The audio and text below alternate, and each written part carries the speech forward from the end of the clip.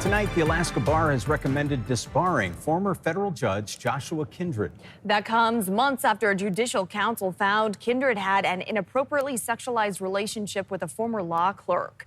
Our investigative team's Rebecca Palsha continues her coverage. Updating us on this afternoon's decision, Rebecca. Well, it took the Bar Association's Board of Governors about 15 minutes to recommend that Kindred, who's already been moved from the bench, be disbarred. Now, no current or former federal judge has ever been disbarred in Alaska. Documents filed with the Bar Association say that Kindred created a hostile work environment for judicial employees by subjecting them to frequent discussions about his personal life, including conversations of a sexual nature, and engaged in unwanted sexual conduct, both physical and verbal, towards former judicial employee. As we've reported, the Judicial Council report also found that Kindred had an inappropriate sexualized relationship with one of his law clerks during her clerkship and shortly after the clerkship ended while she was an assistant United States attorney practicing before him. A member of the Alaska Bar Association told the committee this afternoon that we got lots of calls from people who were outraged, mostly lawyers and members of the public, and they wondered, why aren't we doing anything? Now, she went on to say that Kindred's text messages were vulgar and unbelievable. For his part, Kindred did not attend the meeting. Next part of the process is to be disbarred, and that happens next month. Rebecca Palsha, thank you. Attorney General resignation. Treg Taylor's office tells Alaska's news source he has no comment tonight after announcing his resignation in a statement earlier today. That statement says the resignation will be effective next Friday, August 29th. Taylor has long been talked about in Alaska political circles as being a potential gubernatorial candidate. His record includes vigorously defending the governor's policies, including homeschool funding and fighting the feds in more than 80 cases. Taylor's press release does not talk about his future, but his statement says he's, quote, confident Alaska is poised to write what he calls a, quote, new chapter of prosperity, freedom, and self-determination. The statement, reading in part, quote, serving as Attorney General has been the greatest professional privilege of my life. In Alaska, to carry those responsibilities has been both humbling and an honor beyond measure. Well, tonight, some Juneau legislative leaders say a lawsuit over Governor Mike Dunleavy's Agriculture Department executive order appears more likely. The special session item is the governor's latest attempt to create an agriculture department. Bipartisan majority leaders have gone back and forth with the governor. Governor Dunleavy said if lawmakers do not act, he'll consider the executive order law. Senate President Gary Stevens told us that if the governor does that, lawmakers may sue. Governor's administration, and we have the narrow lines, the narrow lanes that we have to work our way through. So anybody that goes over that could easily wind up in a lawsuit. Lawsuits can be a waste of time, but they also make it very clear who's right. And so what I've been hearing from colleagues in a very bipartisan manner is that they are willing to get to work on this right away. And so while I would clarify that I think the executive order route has essentially stalled, the idea itself remains very much alive and has the potential to succeed if we take the legislative approach. We reached out to the governor and leaders in the Republican minority, but have not heard back. What constitutional ground lawmakers say the governor is violating, we've got that information live right now on our website and mobile app. And tonight, we've got a consumer alert after an uptick in scam reports targeting personal information. First National Bank Alaska leaders are out with a warning. Last Tuesday, we started to see a higher volume than normal of customers calling the bank. 20 calls in one day as First National Senior Vice President explains those reports from customers continue to come in, saying they've been contacted by individuals via phone call, text, and emails asking for personal banking information. The scammers call from numbers that appear on caller ID to be valid, with the person on the phone even posing as First National employees. That's why they're urging anyone who receives these calls hang up immediately and contact the bank directly, saying that banks never contact customers asking for account information.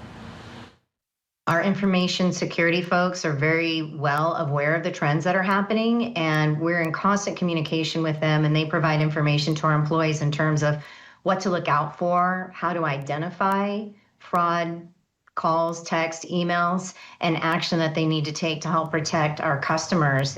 Robinson says First National, not the only bank currently experiencing the high volume of scam calls. Alaska's news source is working to confirm what other banks are impacted. In the meantime, for First National customers who feel they've been a victim of the scam, we have made the bank's contact information available on both our website and mobile app.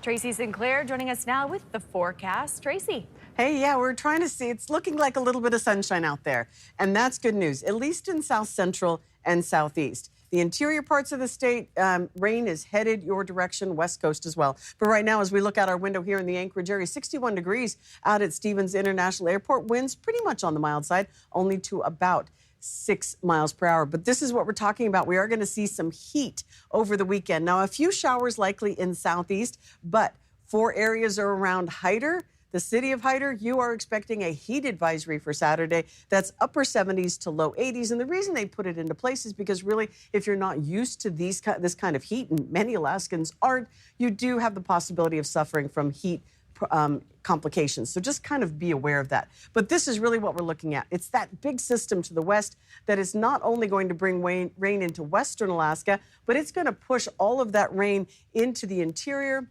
And then there's just kind of this atmospheric river, this steady stream of moisture that's going to move into the interior over the next several days. 60 right now out at the fair. So if you are headed that direction for tonight, well, let's see how we do when we throw the ball. 61 at about 7 o'clock tonight, 59 as it's cooling off a little bit. And as you're finishing up, 57 degrees should be a nice evening.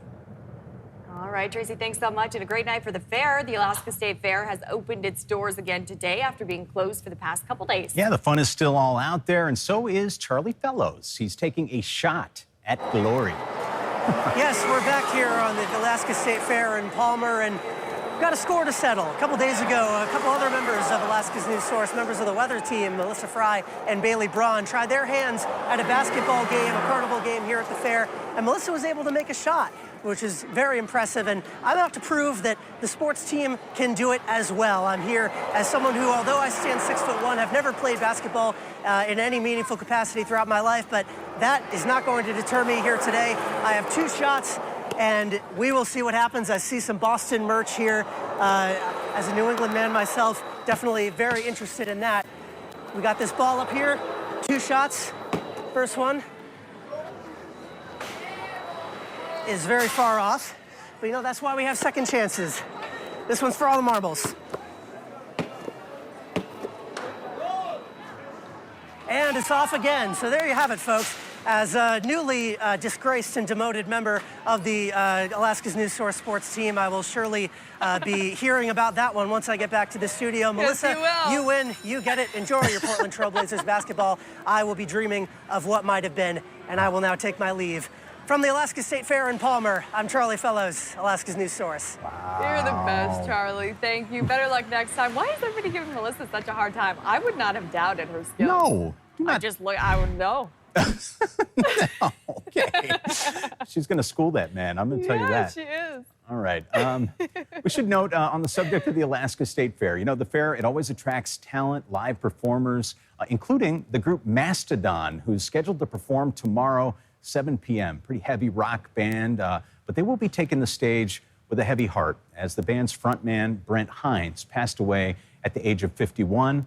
Atlanta police say he was hit by an SUV and pronounced dead. And despite the band's scheduled performance, Hines was not expected to be present as he did depart from the group in March of this year. Hines initially formed the heavy metal band Mastodon back in 2000, along with Bill Kellier, Troy Sanders, and Brand Daler. In a social media statement from the current members of Mastodon, they said, "We are heartbroken, shocked, and still trying to process the loss of this creative force with whom we've shared so many triumphs, milestones, and the creation of music that has touched so many hearts, or the hearts of so many. Our hearts are with Brent's family, friends, and fans. At this time, we please ask that you respect everyone's privacy during this difficult time." And while representatives with the fair declined to comment, they have confirmed Mastodon will be performing as planned.